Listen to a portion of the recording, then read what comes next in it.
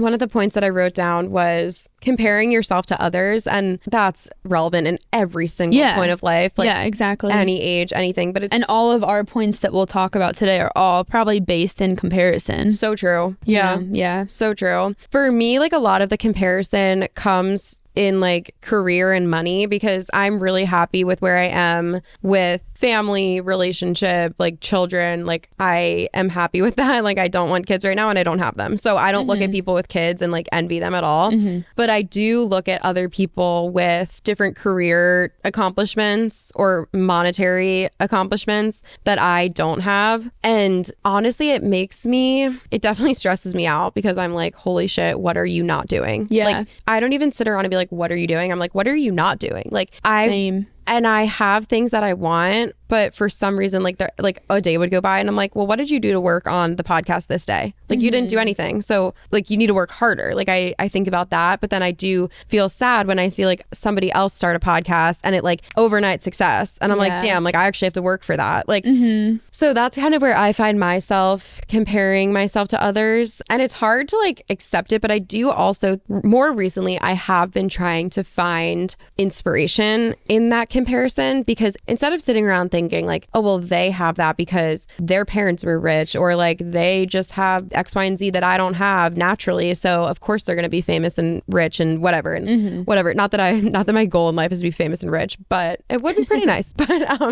no, but like, instead of thinking about all the reasons that they have it so easy and why it happened overnight for them, I think, what are you doing right now that she's not doing right now? Yeah. Like, and it's down to like, I get distracted and then I'm like, oh, I'm going to watch TikTok or like whatever. And then I will be watching TikTok and then something will hit me and be like, is this going to make you money? Like, is this going to get you closer to the goal? And like, obviously making money isn't the only thing in life. You're allowed to like watch TikTok sometimes and not be like money. But like, it's a goal of mine to like make more money to have a life that I want. And there are times where I get distracted from working and I do these irrelevant things. And then I have been trying to use that as inspiration and be like, girl, what are you doing right now? Because how is this getting you closer to your goal? And it doesn't have to be money. Like when I think about this, it could just be a goal, like any goal on earth, even fitness goal. What is sitting down, putting off working out, doing for your goal? Because it's not doing anything. It's actually hurting you. So I could look at other people and be like, oh, they're so fit, but like, oh, it's natural. Like it's so easy for her to go to Pilates because she lives next to a Pilates studio. Yeah. Like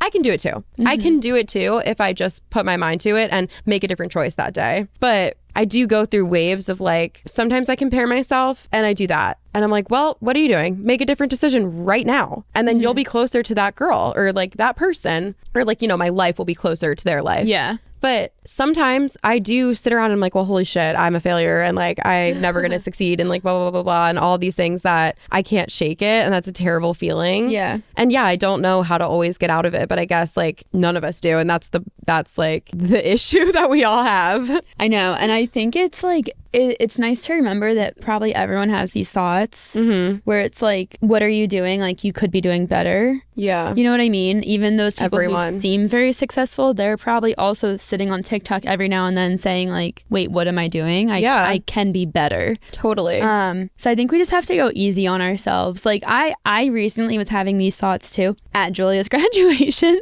I don't know why I keep on like relating everything back to this. It's so relevant. And college graduation is like such a core part of your life, your 20s. It made me so nostalgic too, to be back and like experience, like she was with all her friends and like they have such a good relationship with each other. They're all so positive and supportive. Like, I don't know, it was such a nice time. But anyways, back to what I was saying. At her commencement ceremony, they did honorary degrees. Okay. Which like people who have a lot of success in certain fields will get honorary degrees. Yeah. I think Taylor Swift has one. Like she's not actually a doctor, but she's like an honorary degree from NYU or something. The speaker who, oh my God, what was his name? Joe Flacco.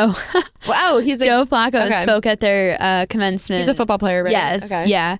So he got an honorary degree, but then they had 3 other people who were also recognized for honorary degrees, and they were just listing off their achievements. And I was like, oh my God, I'm just so impressed by these people. Holy cow. Like they've done so much in their lives. For the first time in a while, it was more inspirational to me than stressful to me.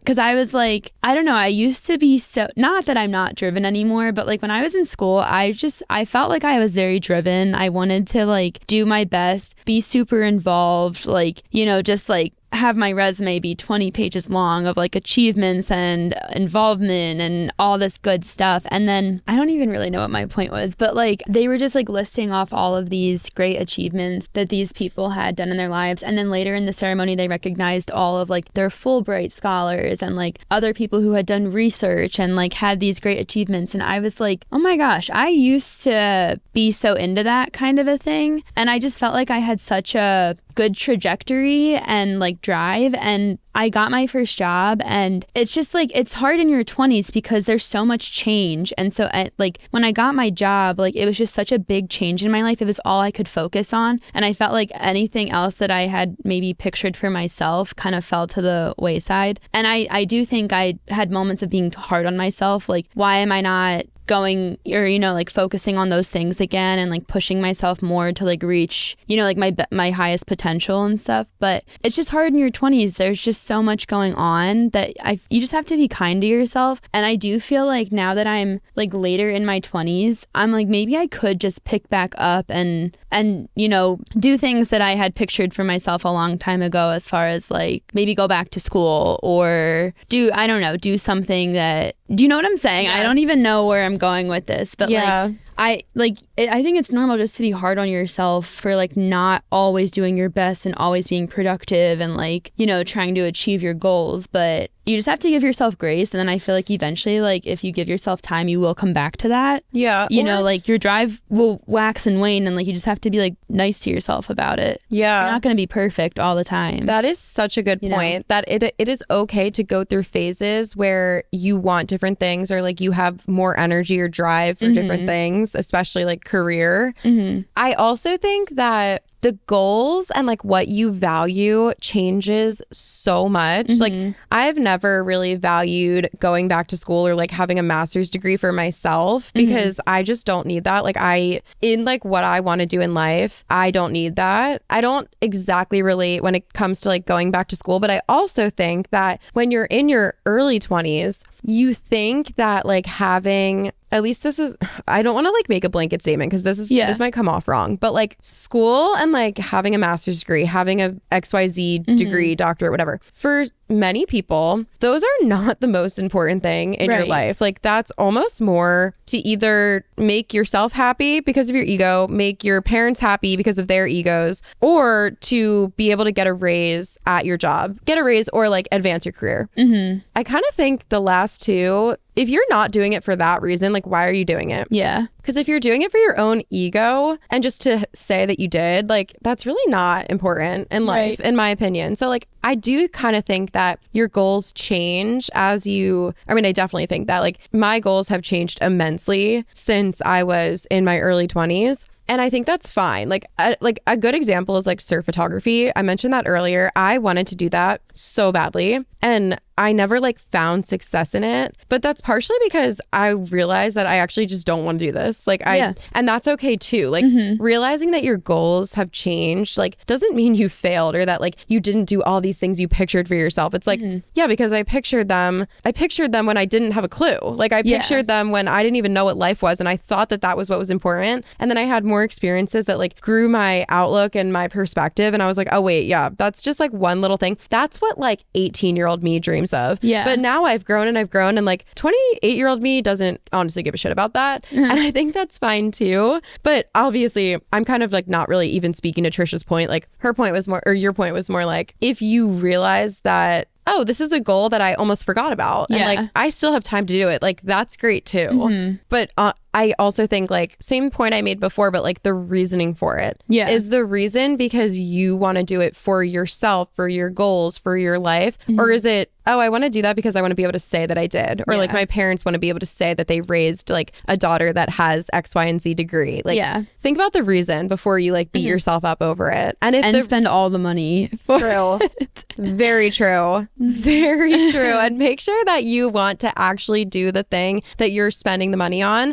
And if you get halfway through and you realize I absolutely hate this, it's okay to stop doing it. It's not a waste of money. Like you tried it and it would actually be a waste of money to stay in school. That's my opinion, a waste at of least. time. Waste of time. My friend just went back to school for a completely different career path, and they got halfway through the school program. And the school program is very, very like working intensive. So basically they were working in this field doing the things that, like, I guess you could call them an intern, but they had their own clients. They basically realized, oh, I actually hate this. I hate the lifestyle. I hate the hours. It doesn't fulfill me. It actually just drains me more. And while I've had a good time, like up until this point, like this actual career is completely different than what I thought it was going to be. And they realized, like, I just will not be happy in my life if this is my career, because they were so unhappy in like the internship part of it with these like clients filling up half their time and school filling up the other half of their time. They were like, when this fills up my whole work schedule, I will despise this. Like they looked forward to breaks. They looked forward to like breaks as in like the weekend, holiday breaks. Like that is when they felt the most fulfilled. And then going back to school and going back to the work is when they were like, I hate this. And they dropped out, and they're so much more happy now back in this other career. And like, in my opinion, that is not a waste of time. That's not a waste of money. That's like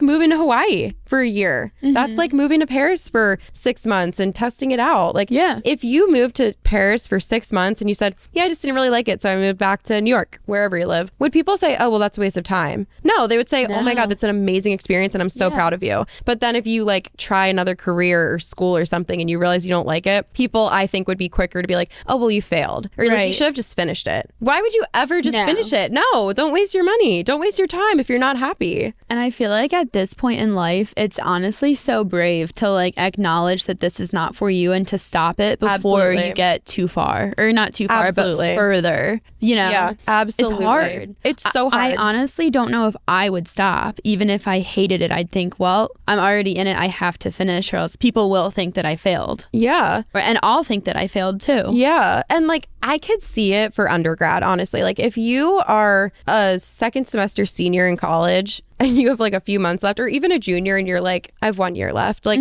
that's different. But if I'm talking like grad school, a program outside of like, because I will say a lot of jobs do require degrees regardless of what they're for. So if your goal in life is to have a corporate job, sure, stay in undergrad. Right. Just get the degree so that you can have it on your resume and then get a job. Like that might actually help you. But if you're doing a program outside of that, like you try beauty school and you hate it, culinary school and you hate it, like master's degree in psychology and you hate it, those are the things that maybe you drop out because it's just clearly not for you. And it's not going to get better once school is over if you hate doing this thing. Yeah. If you realize in hair school that you hate doing hair, you do not need to stay in hair school. Right. That's just my opinion. But it's not going to be more fun in a few years. Like if anything, you're going to resent it more in a few years. And I think on very rare occasions, it could grow on you. Yeah. There are examples. There are anecdotes out there. Somebody hated it in college and now they love it. Yeah. But I think that's a minority. Most people probably hate it more. I agree. Yeah.